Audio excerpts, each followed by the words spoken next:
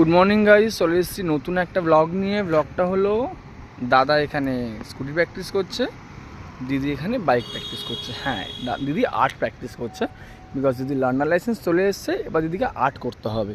তো আমি বলে দিচ্ছি কসবাতে 8 করতে হয় আর ওখানে হ্যান্ড সিগন্যাল দেখাতে হয়।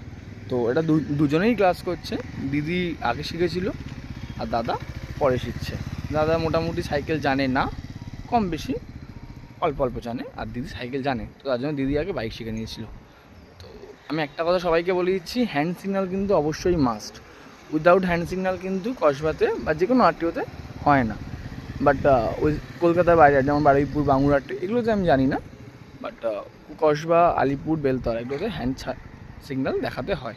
তো দেখে নাও দিদি কীভাবে প্র্যাকটিস করছে। দিদি হ্যান্ড সিগন্যালটা এই মুহূর্তে দেখাচ্ছে না, আটটা করার চেষ্টা করছে দিদি, যাতে দিদি আটটা ঠিক করে হয়। আর এটা হলো কবি সুভাষ মেট্রো স্টেশনের একদম সামনে। চলো গাইস, দেখা হচ্ছে পরের ভিডিওতে আবার।